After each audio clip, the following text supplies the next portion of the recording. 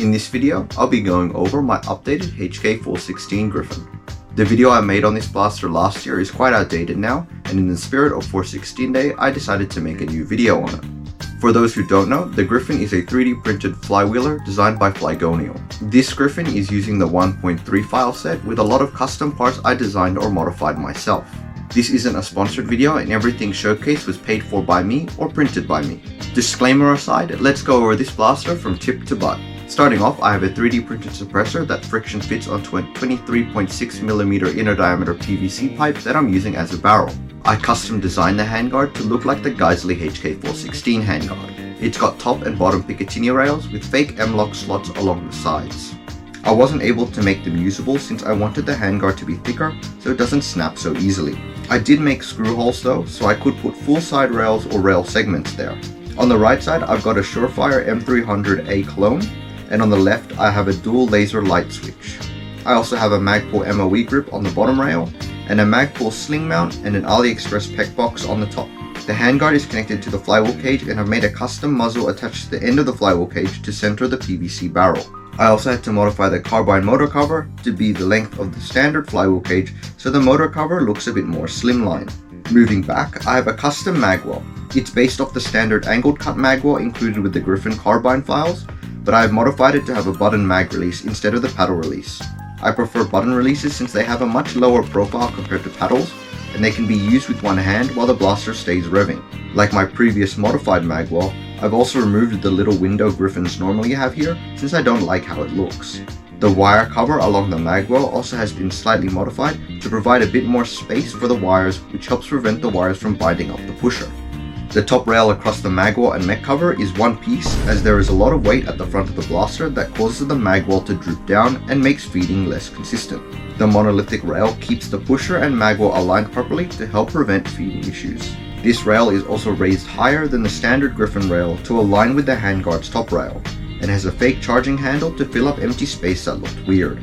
On this rail, I've got a Holy Warrior EOTech EXPS3, an EOTech G33 magnifier clone, and a rear Knight's Armament flip-up sight.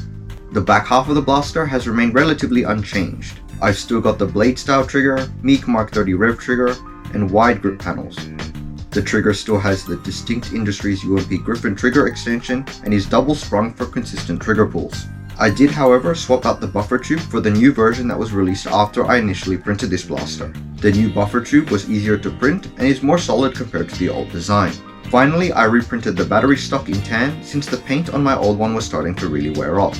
If you couldn't tell from the intro and my previous videos, I love the HK416 platform and 416 from Girls Frontline. I've built this blaster as a clone of 416's Mod 3 rifle.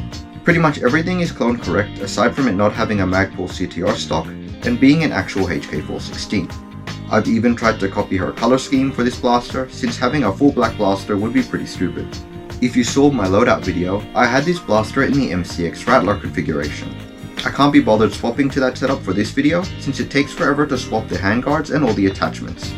Joshua's Gryphon, however, now has the Rattler handguard, so you can see both side by side. The Rattler has a much shorter barrel compared to the 416, not including the suppressors, so it makes it much better for moving around cover. Moving on to performance, I'm running the 39.5mm max flywheel cage on Neo Hellcats with Daybreak wheels running on a 3S LiPo.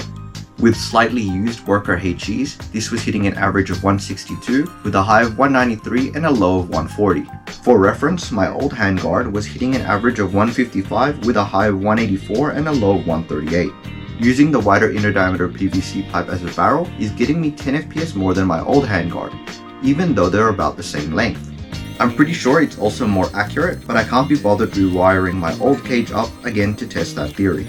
The Rattler setups were also hitting roughly the same FPS as the 416 V2, so the PVC barrels are definitely helping. Now for the firing demo.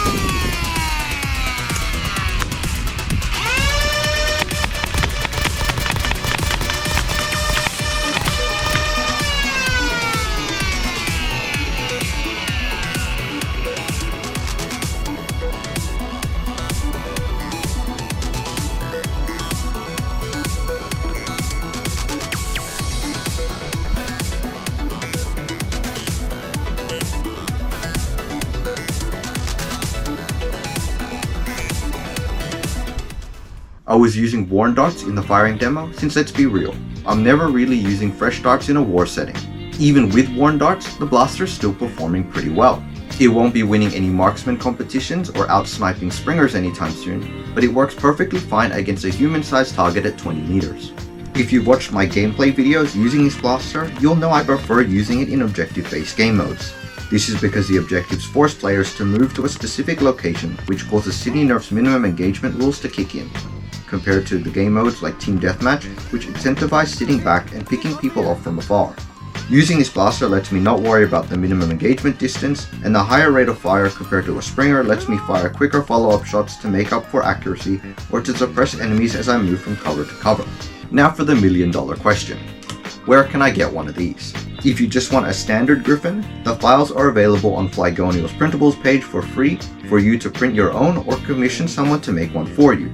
There are also a couple of online stores and Etsy pages which you can buy kits or completed blasters from. My custom parts are a different story. I do plan to release the button magwell soon. I just need to figure out which of the 5 mag catches I've designed actually work before I can release the files.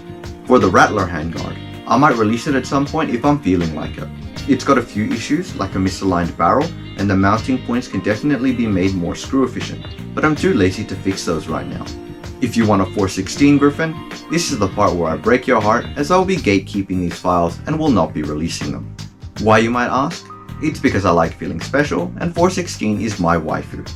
If you want it, then you'll have to take it. But you already knew that. well, that's it for this video. Thanks for watching, press YouTube buttons, and I'll see you next time.